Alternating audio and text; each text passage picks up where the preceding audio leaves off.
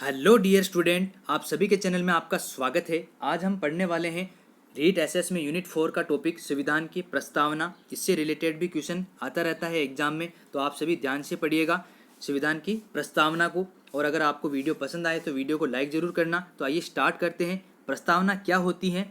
किसी संविधान का वह आरंभिक आलेख जिसके माध्यम से उस राष्ट्र के संविधान निर्माताओं के विचार हमें दृष्टिगोचर होते हैं, वो क्या कहलाती हैं? प्रस्तावना कहलाती हैं।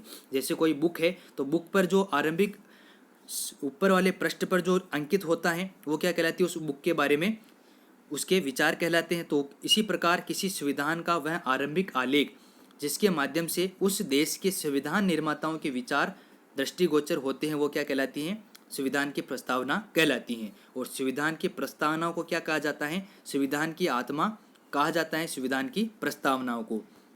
जबकि अनुच्छेद 32 में वर्णित मौलिक अधिकार कौन सा है? संवैधानिक उपचारों का अधिकार। अनुच्छेद 32 में मौलिक अधिकार है संवैधानिक उपचारों का अधिकार, जिसे भीमराव अम्बेडकर ने क्या कहा है? संविधान की आत्मा कहा है। ये भी आप याद रखिएगा, प्रस्तावनाओं को संविधान की आत्मा कहते हैं। और इसी के साथ ही अनुच्छेद 32 में एक मौलिक अधिकार वर्णित है जिसे कहा जाता है संवैधानिक उपचारों का अधिकार, जिसे भीमराव अम्बेडकर ने क्या कहा है? संविधान की आत्मा कहा है। फिर आगे चलते हैं। नाना लाल पालकीवाला ने प्रस्तावनाओं को संविधान का परिचय पत्र कहा है। नाना पालकीवाला जो थे उन्होंने प्रस्तावनाओं को क्या कहा था? संविधान का परिचय पत्र कहा था।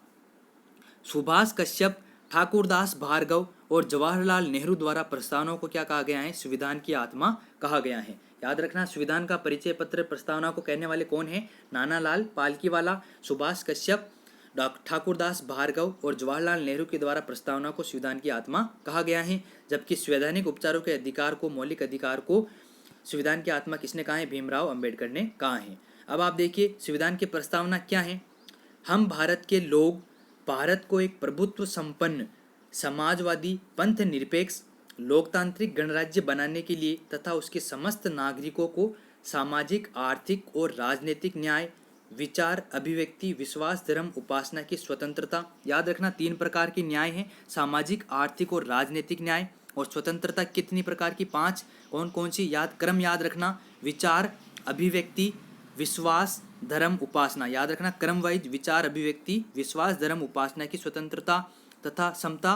कौन सी? प्रतिष्ठा और अवसर की समता प्राप्त कराने हेतु तथा उन सब में व्यक्ति की गरिमा, जिसमें राष्ट्र की एकता और अखंडता हो, सुनिश्चित हो और समानता दिलाने और उन सब में बंधुता बढ़ाने के लिए दृढ़ संकल्प अपनी इस संविधान सभा में आज तारीख 26 नवंबर 1949 ईस्वी, याद रखना, मार्गशीर्ष शुक्ल सप्तमी विक्रमी संवत था 2006 को एतद द्वारा इस संविधान को अंगीकृत, अधिनियमित और आत्मार्पित करते हैं। फिर इसके बाद अपन देखते हैं प्रस्तावना में एक बार संशोधन हुआ है आज तक। 1976 में हुआ था 42वां संविधान संशोधन, जिसके द्वारा प्रस्तावना में क्या जोड़े गए थे?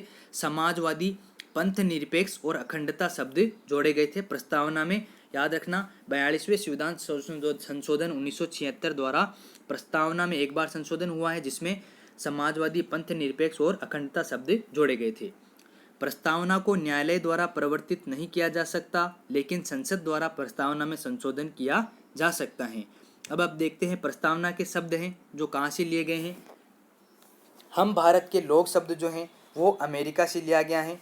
प्रस्तावना की भाषा जो है वो ऑस्ट्रेलिया से ली गई है। न्याय शब्द जो है वो रूस से लिया गया है।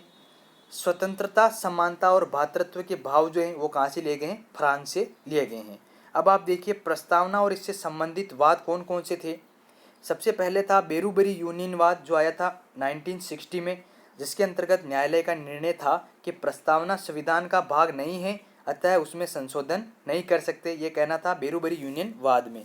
फिर इसके बाद आया था केशवानंद भारती बनाम केरल राज्यवाद, जिसमें न्यायालय ने निर्णय दिया था कि प्रस्तावना संविधान का भाग है, अतः इसमें संशोधन किया जा सकता है। अब अपन इसके इम्पोर्टेंट क्वेश्चन देखते हैं प्रस्तावना के। प्रस्तावना में कितने प्रकार की स्वतंत्रता प्रदान की गई हैं?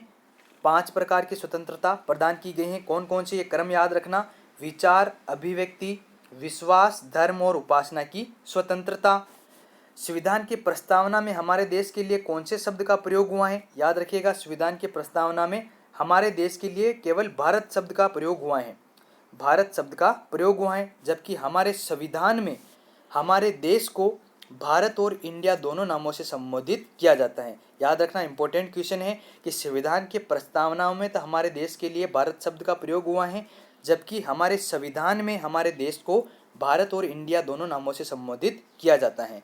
फिर इसके बाद अगला क्वेश्चन है, प्रस्तावना के अनुसार भारतीय संविधान का स्रोत क्या है? तो प्रस्तावना के अनुसार भारतीय संविधान का स्रोत है भारत के लोग। अगला क्वेश्चन है, प्रस्तावना के अनुसार भारत एक गणराज्य है, क्यों? क्योंकि राष्ट्रपति का हमारे यहाँ चुनाव होता है, अर्थात राष्ट्रपति निर्वाचित होता है, इसलिए भारत को क्या कहा जाता है? गणराज्य कहा जाता है। इंपॉर्टेंट क्वेश्चन है, एग्जाम में आता रहता है, याद रखिएगा कि प्रस्तावना के अनुसार भारत एक गणराज्य है, क्यों? क्योंकि यहाँ पर राष्ट्रपति का चुनाव होता है। फिर इसके बाद अगला क्वेश्चन है, भारत एक लोकतंत्र है क्योंकि जनता द्वारा जनप्रतिनिधियों का चुनाव होता है। अगला क्वेश्चन है, संविधान के अंगीकरण की तिथि क्या है? तो संविधान के अंगीकरण की तिथि है 26 नवंबर 1949 ईस्वी। तिथि थी मार्गशीर्ष शुक्ल सप्तमी, और विक्रमी संवत पूछ ले तो विक्रमी संवत है 2006। अगला क्वेश्चन है, प्रस्तावना में किस शब्द का प्रयोग हुआ है? तो प्रस्तावना में प्रयोग हुआ है लोग शब्द का भी और नागरिक शब्द का भी। लोग शब्द का एक बार प्रयोग हुआ है जैसे हम भारत के लोग, और नागरिक शब्द का भी एक बार प्रयोग हुआ है जैसे समस्त नागरिकों को। तो प्रस्तावना में लोग और नागरिक दोनों शब्दों का प्रयोग हुआ है। अगला क्वेश्चन है, अखंडता के अंतर्गत भारत क्या है? तो अखंडता के अंतर्गत भारत जो है वो राज्यों का संघ है, भारत राष्ट्र राज्य है, और भारत विनाशी राज्यों का अविनाशी संघ है।